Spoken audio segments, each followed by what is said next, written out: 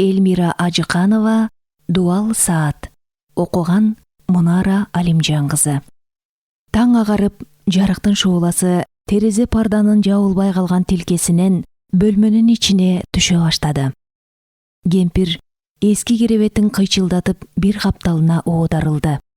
Башын көтөрүп, маңдайында илинген дуал саатты көздөрүн жүлжөйтө бир топко тектеди. Канча болгону бөдөмүк тартып көрүнбөйт десең, былтыр эле ушул саат даана көрүнчү. Кемпирдин башы салмактанып тургусу келбеди. Кайра уктап кете албайт. Түндө уйкусу жакшы болбоду.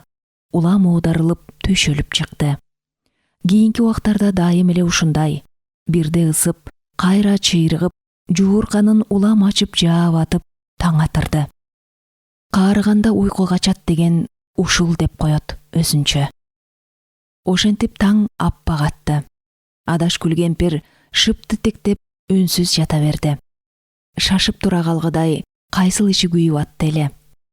Ооба, жалгыз жашайт. Эки кызы эчак турмушка чыгып, бет алдынан кетишкен. Өз түйүшүктөрү менен алек.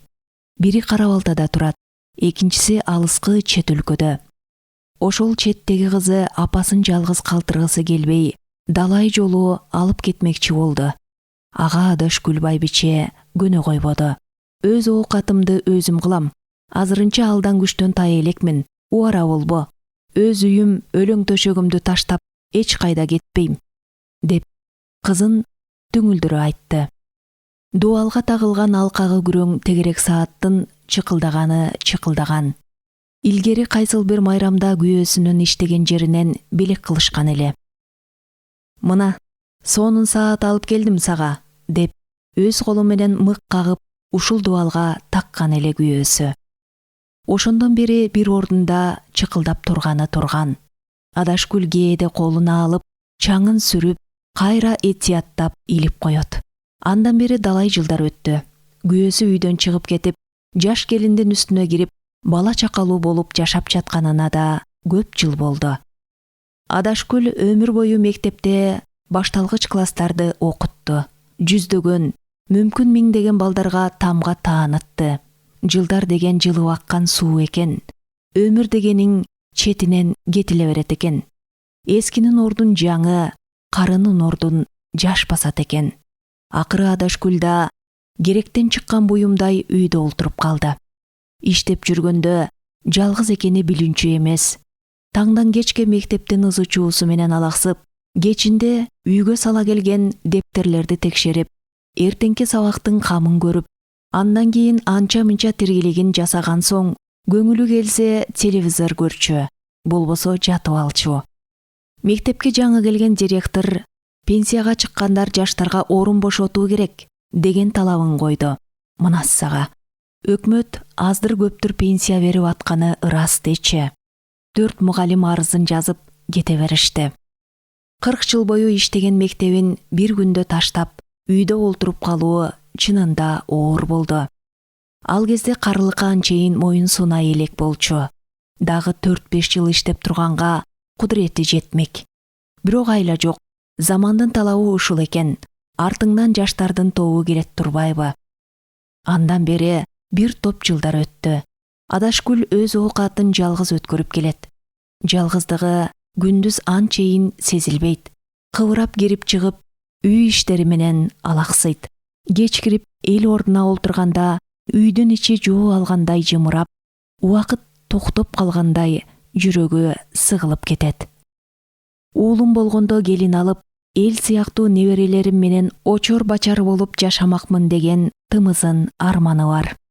Ооба, уул болгондо жалгыз калмак эмес. Анда балким күйөөсү да кетпейт беле. Дуалдагы чыкылдаган саат кемпирге көз салып тургандай, согуп турган жүрөктөй, кагып турган кан тамырдай сезиле берет. Кемпир эч кайда барбаса да, көнгөн адаты менен саатты улам карай бермеи бар. Адашкүлдүн күйөөсү ачык айрым, бой келбеттүү, тамаша көй, эри жок келиндер көз арта тургандай эркек эле. Ананда аял жандуу, мүнөзү шар, колу ачык неме болчу. Экөө мамилелерди териштирип, кермур айтышып калганда сен катымбозсуң деп тилдечү Адашкүл. Чынында эле ал өңдүү түстүү келиндерден кыя өтчү эмес. Контордо катчу болуп иштеген ак саргылынан келген сүйкүмдүү, көздөрү кылгырып турган жароокер мүнөз жаш келин менен тымызын көңүлдөш болуп жүргөнүн кеч билди. Алардын мамилеси тереңдеп, эл ичинде көөр-шыбыр ушактар айтылып жүргөн экен. Ал тургай, ал келинден уулду болуптур. Мунун баарын бир гана Адашкүл билбей жүрө бериптир. Кимелеп атынып, сенин эриң тегинтип жүрөт деп бетине айта коймак эле. Бирок акыры угулду. Анда кыздары мектепте окуучу. Кызганыч деген оңойбу. Укканда башына таяк тийгендей дендароо болуп олтуруп калды. Колдору калтырап, оозу кургап, жүрөгү лакылдады. Баса.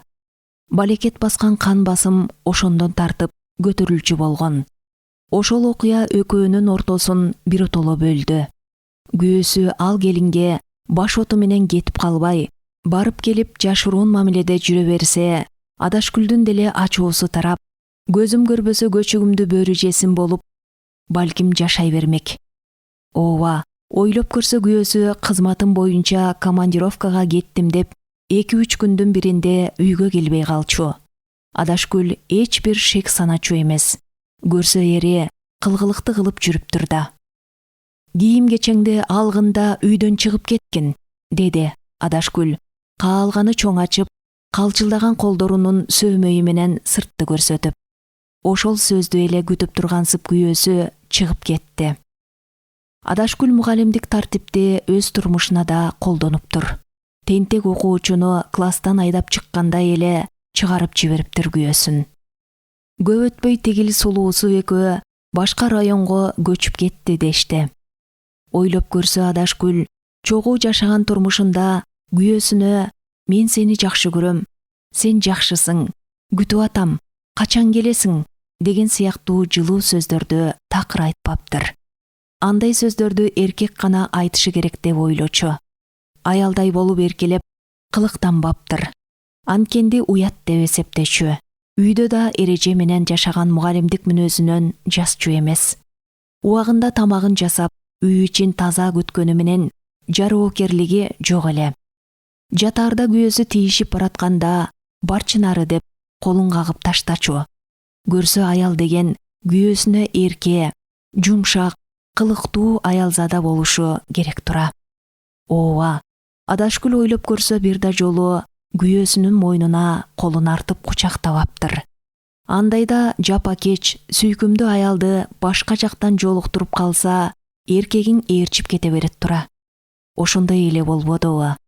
Кийин Адашкүл күнөөнү өзүнө койду акыры. Эркектин көңүлүн имире албаган муздактыгын тымызын мойнуна алып, өкүтү ичинде калды. Эми аны кимге айтмак эле? Дубал саат тынбай чыкылдайт. Ооба, адамдын согуп турган жүрөгүндөй. Адашкүл бир нерсени ойлогондо жипкирип, көңүлү кирдеп чыгат. Күйөөсүнөн өч алгысы келдиби, же баягы кемсинип калган бөксөмдү толтурам дедиби, же чындап эле эркектин кучагын сагындыбы, айтор, жеңе деп жүргөн бир алысыраак тууган кайнисине төшөгүн ачты. Ушуну эстегенде бети чымырап, жети өмүрү жерге кирет. Ал кайниси бир жылча уурданып келип жүрдү. Анан жоголду. Жоголгону да жакшы болду. Ойлоп көрсө, алардыкы жөн эле жаныбарлардыкындай убактылуу мамиле болуптур. Түн жарымда кыздары уктап калганда келчү.